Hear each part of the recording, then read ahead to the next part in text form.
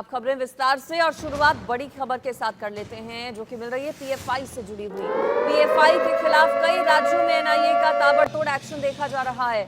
देश भर में पीएफआई के ठिकानों पर एनआईए की छापेमारी इस वक्त चल रही है। करीब 12 ठिकानों में अलग अलग राज्यों में एनआईए की टीम रेड कंडक्ट कर रही है। इसमें उत्तर प्रदेश से लेकर मध्य प्रदेश, राजस्थान, राजधानी दिल्ली में रेड चल रही है। महाराष्ट्र में भी एनआईए की टीम पीएफआई के अलग अलग ठिकानों पर रेड करने के लिए पहुंची है। पॉपुलर फ्रंट ऑफ इंडिया, जिसे सरकार की तरफ से 5 साल के लिए प्रतिबंधित किया गया है, प्रतिबंधित आतंकी संगठन है ये पीएफआई। पीएफआई से जुड़े जो साथी संगठन हैं उन पर भी लगातार शिकंजा कसने का काम सरकार कर रही है। और रेड्स की अगर बात करें तो अगस्त के महीने में भी स्वतंत्रता दिवस से पहले पीएफआई के अलग अलग ठिकानों पर अलग अलग राज्यों में एनआईए की टीम ने रेड की थी। और इस वक्त भी देश के कई राज्यों में एनआईए की टीम पीएफआई के ठिकानों पर रेड कर रही है। पीएफआई से जुड़े जो लोग हैं उनके घरों पर एनआईए की टीम पहुंची है। छापेमारी की इस पूरी कार्रवाई से हड़कंप मचा हुआ है। कब तक चलेगी ये रेड अभी नहीं कहा जा सकता, लेकिन ये जरूर हमने देखा है कि एनआईए की टीम पीएफआई की तरफ से जो साजिश रची जा रही है, जो देश विरोधी साजिश रची जा रही है, उसके खिलाफ लगातार एक्शन मोड में है। रेड्स कंडक्ट इससे पहले भी की गई है एनआईए की टीम की तरफ से पीएफआई के खिलाफ। और एक बार फिर से आज बड़ी संख्या में एनआईए के जो अधिकारी हैं वो अलग अलग राज्यों में पहुंचे हैं। पॉपुलर फ्रंट ऑफ इंडिया से जुड़े लोगों के ठिकानों पर बताया जा रहा है कि कुछ इनपुट्स मिले थे। रडार पर पहले से ही कई लोग थे और इससे पहले जो रेड हुई थी उस दौरान भी पीएफआई के कई नेताओं को हिरासत में लिया गया था।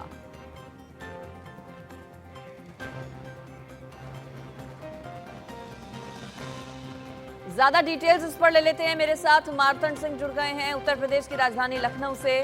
मार्तंड, लखनऊ में भी क्या पीएफआई की रेड, साथ ही साथ यूपी के और कौन कौन सी और कितने जिलों में मौजूद है एनआईए की टीम?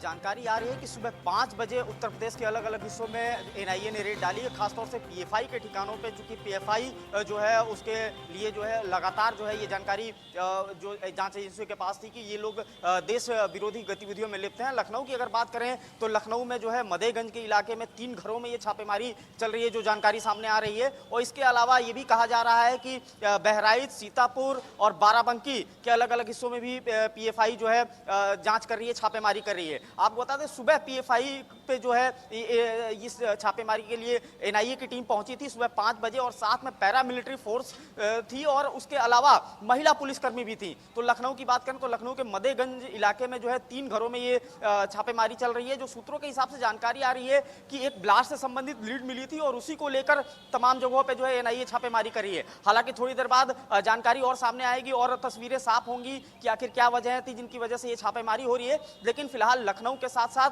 अन्य जो जिले हैं लखनऊ के आसपास के, वहां पे पीएफआई के टीम की जो छापेमारी की जानकारी, पीएफआई पर एनआईए की टीम की छापेमारी की जानकारी सामने आ रही है। जी बिल्कुल, तो देखिए छापेमारी की इस पूरी कार्रवाई से हड़कंप मचा हुआ है। मेरे साथ अभिषेक भी हैं।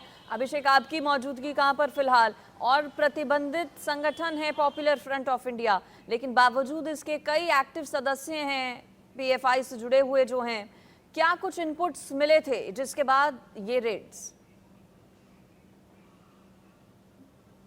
बिल्कुल, आपको बता दें कि पॉपुलर फ्रंट ऑफ इंडिया को लेकर पहले ही भारत सरकार ने और एजेंसी ने सीधे तौर पर अलर्ट दिया था, जिसके बाद इसे प्रतिबंधित किया गया। लेकिन उसके बावजूद कई सारे लोग जो फ्रंट को लेकर अलग अलग संगठनों को साथ में जोड़ रखा था, जिन्होंने जो उनके लिए काम करते थे, इस बार ये रेड उनके लिए डाली गई है। कई सारे ऐसे संगठन थे जो पीएफआई के साथ मिलकर काम करते थे। खासतौर पर लखनऊ में जहां रेड की बात की जा रही है, मदेगंज इलाके में, वहां पर पॉपुलर फ्रंट से जुड़ा हुआ एक संगठन काम कर रहा था। वहां सुबह 5 बजे रेड कंडक्ट की गई। इसके अलावा बहराइच की बात की जा रही है, बाराबंकी के उन इलाकों की बात की जा रही है जहां इस तरह के संगठन चल रहे थे जो पीएफआई के साथ मिलकर काम करते थे। लिहाजा वहां आज सुबह एनआईए ने अपनी रेड कंडक्ट की है। कई सारे लोगों को डिटेन किया गया है, जो जानकारियां मिल रही हैं। उत्तर प्रदेश के ये 3 अलग अलग जिले थे जहां पर ये कार्रवाई की गई और इसके अलावा भी जानकारियां छनकर बाहर आ रही हैं। लेकिन क्योंकि आज सुबह ये रेड कंडक्ट की गई, आनंद फानन में लोकल पुलिस को भी जानकारी नहीं थी।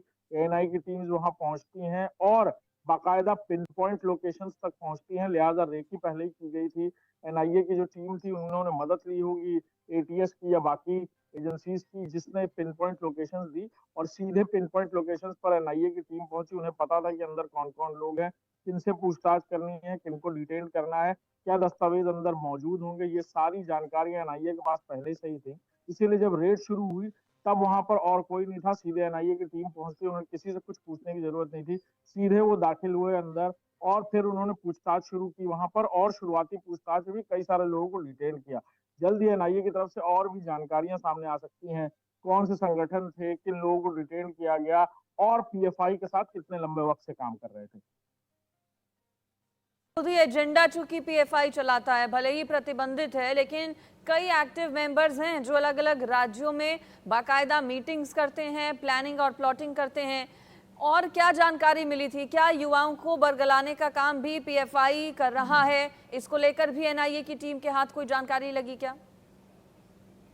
बिल्कुल शुरुआती दौर से ही पीएफआई का जो मॉडस ऑपरेंडी था वो सीधे तौर पर ये था कि कम उम्र के नौजवान मुस्लिम युवकों को ना सिर्फ दीन का नाम लेकर उन्हें अलग अलग तरीके से जिहाद और इस तरह की चीजें, मोटिवेशनल बातें कहकर ब्रेन वॉश करना और फिर उन्हें किसी भी तरह हथियार की तरह इस्तेमाल करना।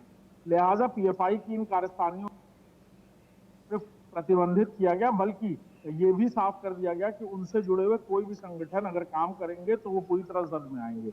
लेकिन पीएफआई ने अपना मोडस ऑपरेंडी बदला और उत्तर प्रदेश और नॉर्थ इंडिया के जो राज्य हैं वहां पर अंदरूनी तौर पर, जमीनी स्तर पर जो उनके संगठन उनके साथ मिलकर काम कर रहे थे, चाहे फंड रेजिंग के लिए या फिर उनके संदेश को आगे बढ़ाने के लिए, उनको वो लोग शील्ड की तरह इस्तेमाल करते रहे और उनके जरिए अपनी मुहिम आगे भी जारी रखते रहे। इस बात की जानकारी ठीक है, आप बने रहिए मेरे साथ। अभिषेक, मेरे साथ आरजू जुड़ गई हैं दिल्ली से, इसके अलावा मुंबई से भी मेरे साथ अभिषेक जुड़ गए। पहले आरजू के पास चलते हैं। आरजू, दिल्ली में किन किन जगहों पर एनआईए की रेड?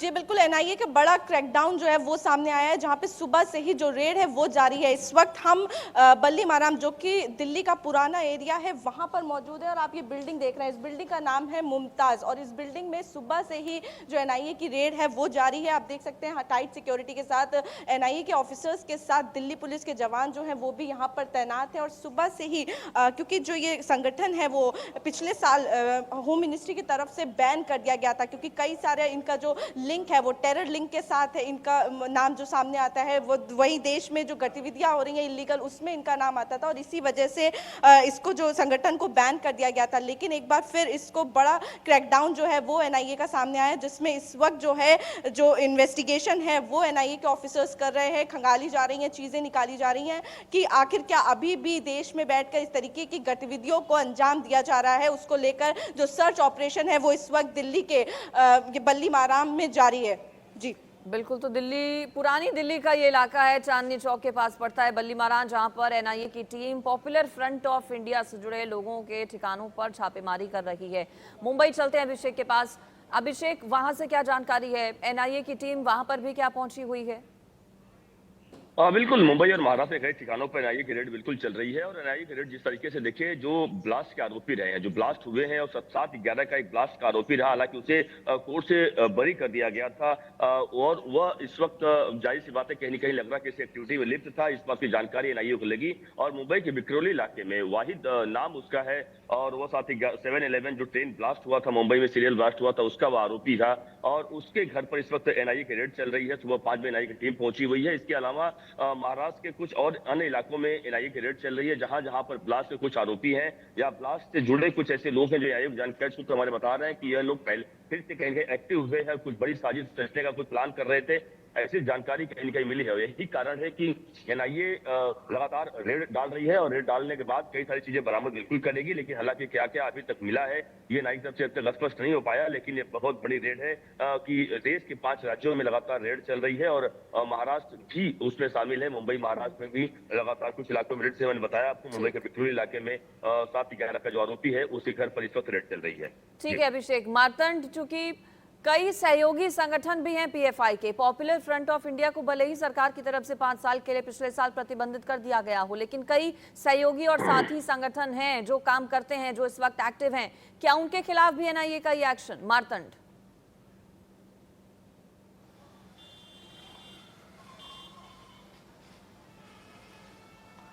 लगता है मारतंड तक मेरी आवाज नहीं पहुंच रही है। लखनऊ अभिषेक के पास चलते हैं। लखनऊ और सहयोगी जो संगठन है वो भी एक्टिव हैं, खासतौर पर उत्तर प्रदेश की अगर हम बात करें तो वक्त वक्त पर ये रेड्स हम देखते हैं। पिछले महीने भी एनआईए की रेड्स हुई थी पीएफआई के खिलाफ ही। अभी वहां पर सहयोगी संगठनों के खिलाफ भी क्या रेड? बिल्कुल, पीएफआई से नाता उत्तर प्रदेश का पहले से जुड़ा हुआ है। पीएफआई के कई सारे मास्टरमाइंड, पीएफआई के कई सारे टीचर्स या कहा जाए ब्रेन वॉश करने के एक्सपर्ट लोग पहले से ही उत्तर प्रदेश के कई अलग जिलों से, बरेली से, मुरादाबाद से, बाराबंकी से गिरफ्तार हो चुके हैं। लिहाजा कई सारे ऐसे संगठन थे जिन्हें बेसलाइन बनाया गया था कि अगर पीएफआई को, क्योंकि फ्रंट संगठन बनाया गया था, अगर कुछ होता है या इस तरह कोई प्रतिबंध जिनकी तैयारी उन्होंने पहले से ही कर रखी थी, तो इस तरह के जो साइड में बनाए गए संगठन थे, इनके इस्तेमाल से इनको आगे फ्रंट करके इनकी जो मुहिम है वो जारी रहे, इस बात की प्लानिंग पहले से ही पीएफआई ने की थी। लिहाजा उसी को लेकर एनआईए की ये छापेमारी देखने को मिल रही है। कई सारे संगठन थे जो बरेली में, कई सारे संगठन मुरादाबाद में, बाराबंकी में, बहराइच में चल रहे थे, जिनकी जानकारी एनआईए को मिली और फिर ये छापेमारी कार्रवाई आज सुबह देखने को मिली है। क्या कुछ निकल कर आता है आपसे कुछ ही देर में ये भी सामने होगा, लेकिन सूत्रों के मुताबिक जो जानकारी मिल रही है कि कई सारे लोगों को डिटेन किया गया है जो सीधे तौर पर पीएफआई से जुड़े थे और इस संगठनों में मुखौटा पहनकर इन मुखौटा संगठनों का इस्तेमाल कर रहे थे अपनी बात को आगे रखने के लिए, अपनी मुहिम को, अपने ब्रेन वॉश के एजेंडे को आगे रखने के लिए और दीन का नाम लेकर न सिर्फ आतंक से जोड़ने के लिए बल्कि देश में एंटी नेशनल एक्टिविटी को और प्रमोट करने के लिए। लिहाजा एनआईए ने छापेमारी की है। कई सारे दस्तावेज मिले हैं, पैम्पलेट्स मिले हैं जो इस तरह ये लोग छापते थे। कई सारी टेक्निकल चीजें मिली, यानी लैपटॉप और बाकी चीजें मिली हैं जिसमें बाकायदा इन्होंने प्रीचिंग्स बना रखी थी लोगों का ब्रेन वॉश करने के लिए। ये सारी जानकारी आपसे कुछ ही देर में ऑफिशियली एनआईए हो सकता है सामने लाए, लेकिन अंदरूनी तौर पर जो सूत्रों के हवाले से जानकारी मिल रही है कि इस बड़े क्रैकडाउन के दौरान कई सारे मुखौटा संगठन जो एनआईए, जो पीएफआई के लिए काम कर रहे थे, वो एनआईए के हाथ से चढ़े हैं। ठीक है। इससे पहले अगर इसकी बात करें तो देखिए, कर्नाटक, महाराष्ट्र, पश्चिम बंगाल, बिहार समेत और भी कई राज्यों में पीएफआई ने रेड की थी और इस वक्त दिल्ली, महाराष्ट्र, उत्तर प्रदेश, मध्य प्रदेश, ये वो राज्य हैं जहां पर इस वक्त पीएफआई के खिलाफ एनआईए की टीम रेड कर रही है। आरजू के पास चलते हैं। आरजू, जब अगस्त में रेड हुई थी पीएफआई के अलग अलग ठिकानों पर तो उस वक्त कुछ devices, electronic device, digital device उस वक्त बरामद हुई थी, कुछ दस्तावेज भी बरामद हुए थे। दिल्ली से अभी तक, जहां पर आप मौजूद हैं, बल्ली मारान में जहां रेड चल रही है, अभी तक कुछ हाथ लगा क्या एनआईए की टीम को? जी हाँ, बिल्कुल। देखिए, लगातार जो एनआईए का क्रैकडाउन है वो पीएफआई पर रहता ही है। पॉपुलर फ्रंट ऑफ इंडिया जो कि कई सालों से एक्टिव है और कई सारे जो देश में वायलेंस हुए हैं उसमें इनका नाम सामने आता है और इसीलिए पिछले साल भारत सरकार ने इस जो संगठन है, ऑर्गेनाइजेशन है, उसको बैन कर दिया था। और एक बार फिर से आपको बता दें, पिछले महीने एक चार्जशीट जो है वो भी तैयार की गई थी जिसमें 19 लोगों के नाम सामने आए थे, जिसमें से मेजॉरिटी जो थी वो पीएफआई के लोगों के नाम की थी। और इसीलिए एक बार फिर से एक महीने के बाद ही जो ये आप देख रही हैं कि क्रैकडाउन जो है वो फिर से एक बार किया गया एनआईए की तरफ से। सिर्फ दिल्ली में ही नहीं बल्कि महाराष्ट्र, उत्तर प्रदेश, कई स्टेट्स में इस तरीके से जो क्रैकडाउन है वो किया गया है। इस वक्त आप बिल्डिंग जो देख रहे हैं, इस बिल्डिंग का नाम है मुमताज और इस बिल्डिंग में इस वक्त एनआईए के जो ऑफिसर्स हैं वो मौजूद हैं। और लगातार जिस तरीके से आप बता रही थी कि पिछली बार भी कई सारी इलेक्ट्रॉनिकल गैजेट जो है वो मिले थे जिसमें कई सारे सबूत मिले थे, इसी के साथ ही कागजात जो है वो भी बरामद हुए थे। तो एक बार फिर से एनआईए की यही कोशिश है, क्योंकि पीएफआई को तो बैन कर दिया गया लेकिन इनसे जुड़े हुए कई सारे छोटे छोटे संगठन हैं, कई सारे छोटे छोटे जो गुट हैं वो अभी भी देश में एक्टिव हो सकते हैं। और इसी की जानकारी को लेकर एक बार फिर से एनआईए जो है वो इस वक्त पुरानी दिल्ली में रेड कर रहा है। आप देख सकते हैं इस बिल्डिंग में जो नेबर्स हैं, जो आस पड़ोसी के लोग हैं, वो बताते हैं कि यहाँ पे जो रिलीजियस बुक की प्रिंटिंग का काम जो है वो किया जाता था। कुरान की बात करें या फिर और भी कई जो रिलीजियस बुक है उनकी प्रिंटिंग का यहाँ जहां पे काम जो फर्स्ट फ्लोर पे किया जाता है, और यहीं पर इस वक्त जो एनआईए के ऑफिसर्स हैं वो मौजूद है और सुबह से ही ये जो रेड है वो जारी है। सर्च ऑपरेशन जो है वो एनआईए की तरफ से, उनके ऑफिसर्स की तरफ से किया जा रहा है और एक बार फिर कोशिश है कि सबूत जो है वो पीएफआई के खिलाफ इकट्ठा किए जा सके और ये जाना जा सके कि अभी भी ये ऑर्गेनाइजेशन जो है वो कुछ देश में देश विरोधी गतिविधियों को अंजाम देने की कोशिश कर रहा है। ठीक है, शुक्रिया आपका इस पूरी खबर पर जानकारी देने के लिए। मुंबई से अभिषेक, लखनऊ से अभिषेक, मार्तंड और आरजू, आप चारों का शुक्रिया इस पर जानकारी देने के लिए। तो इस वक्त देश भर के अलग अलग राज्यों में एनआईए की टीम पीएफआई के खिलाफ रेड कर रही है। देखना होगा कब तक ये छापेमारी चलती है और क्या कुछ बड़ा सबूत हाथ लगता है टीम की। अपडेट पहुंचाते रहेंगे।